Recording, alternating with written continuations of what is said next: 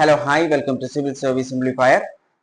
ഒരു സ്ഥലത്തിന്റെ പേര് മാറ്റിക്കഴിഞ്ഞാൽ അവിടെ വികസനം വരുമെന്നാണോ BJP വിചാരിക്കുന്നത്? കാര്യം വേറെ ഒന്നുമല്ല. നമുക്കറിയാം ഡൽഹിയിലെ BJP വിജയിച്ചിട്ടുണ്ട്.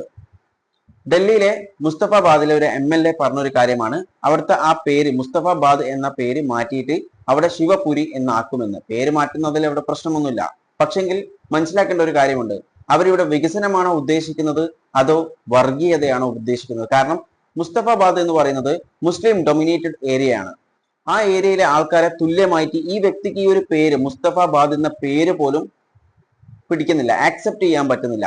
ആ ഒരു വ്യക്തി, ആ ഒരു MLA എങ്ങനെയാണ് മുസ്തഫാബാദിലെ എല്ലാ ആളുകളെയും തുല്യമായിട്ട് കാണാൻ പറ്റുമോ? ഒരു പേര് പോലും ആക്സെപ്റ്റ് ചെയ്യാൻ പറ്റാത്ത വ്യക്തിക്ക് എല്ലാ MP മാരുടെയും MLA മാരുടെയും കർത്തവ്യം എന്ന് പറയുന്നത് അവരുടെ കോൺസ്റ്റിറ്റ്യുവൻസിയിലെ ആളുകളെ തുല്യമായി കാണുകയും അവർക്ക് എന്താണോ ചെയ്തു കൊടുക്കേണ്ടത് അത് തുല്യമായി ഡിസ്ക്രിമിനേഷൻ ഇല്ലാതെ ചെയ്തു കൊടുക്കുകയും ചെയ്യേണ്ടതാണ് ഒരു MLA അല്ലെങ്കിൽ ഒരു MP യുടെ കർത്തവ്യം എന്ന് പറയുന്നത്. എന്നാൽ ഈ വ്യക്തിക്ക് ഒരു പേര് പോലും ആക്സെപ്റ്റ് ചെയ്യാൻ പറ്റുന്നില്ല.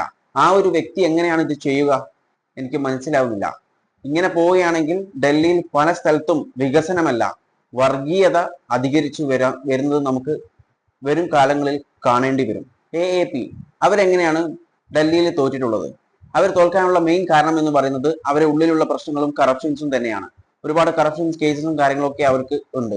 അതുകൊണ്ട് തന്നെ അവരുടെ ഫോക്കസ് മാറിയിട്ടുണ്ടായിരുന്നു. അത് മാത്രമല്ല അവരെ അവിടെ ഒന്നും ചെയ്യാൻ പറ്റിയിട്ടില്ല. അവർക്ക് ഡൽഹിയിൽ കാര്യമായിട്ടുള്ള വികസനമോ കാര്യങ്ങളോ ഒക്കെ ചെയ്യാൻ പറ്റിയിട്ടില്ല ഇപ്പൊ അടുത്ത കാലത്ത്. കാരണം എന്ന് പറയുന്നത് ബ്ലോക്ക് ചെയ്തിട്ടുണ്ടായിരുന്നു central government through lieutenant governor.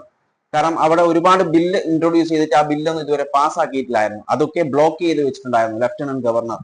അതിന്റെ പേരിൽ ഒരുപാട് കേസസും കാര്യങ്ങളൊക്കെ നടന്നിട്ടുണ്ടായിരുന്നു. അതുപോലെ തന്നെ ഗവൺമെന്റിന്റെ ഡേ ടു ഡേ ആക്ടിവിറ്റീസിലും ലഫ്റ്റനന്റ് ഗവർണർ ഇടപെട്ടിട്ടുണ്ടായിരുന്നു. യഥാർത്ഥത്തിൽ ഇടപെടാൻ പാടില്ലായിരുന്നു, പക്ഷെങ്കിൽ അതിലും ഇടപെട്ടിട്ടുണ്ടായിരുന്നു. അതുകൊണ്ട് തന്നെ അവർക്ക് ഒരുപാട് കാര്യങ്ങൾ ചെയ്യാൻ പറ്റിയിട്ടുണ്ടായിരുന്നില്ല. അതില്ല എന്ന് ആർക്കും പറയാൻ പറ്റില്ല. കാരണം അതിന്റെ വലിയൊരു എക്സാമ്പിൾ ഡൽഹി തന്നെയാണ്. രണ്ടാമത്തെ അതിന്റെ ഇതായിട്ടുള്ള എക്സാമ്പിൾ എന്ന് പറയുന്നത് തമിഴ്നാടാണ്. തമിഴ്നാട് ഗവൺമെന്റ് ഇപ്പോൾ സുപ്രീം കോടതിയെ അപ്രോച്ച് ചെയ്തിട്ടാണ്. സുപ്രീം കോടതിയിൽ കേസാണ് ഉള്ളത് ഗവർണർക്കെതിരെ.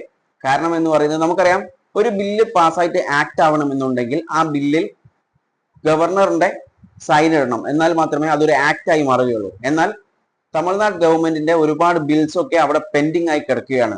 സുപ്രീം കോടതി പറഞ്ഞത് ഏകദേശം 3 വർഷമായിട്ടും അതിലൊരു തീരുമാനം ഗവർണറിന് എടുക്കാൻ പറ്റിയിട്ടില്ലേ എന്നാണ് സുപ്രീം കോടതി തന്നെ ചോദിച്ചിട്ടുള്ളത്. അതിൽ തന്നെ നമുക്ക് വ്യക്തമാക്കാം, ഒരുപാട് പ്ലാൻസും കാര്യങ്ങളൊക്കെ വരുന്ന കാര്യങ്ങളൊക്കെ ഗവർണറിന്റെ അസന്റ് സിഗ്നേച്ചർ കിട്ടാത്തത് കൊണ്ട് മാത്രം ഒരുപാട് കാര്യങ്ങൾ ചെയ്യാൻ പറ്റുന്നില്ല ഗവൺമെന്റിന്, സ്റ്റേറ്റ് ഗവൺമെന്റിന്.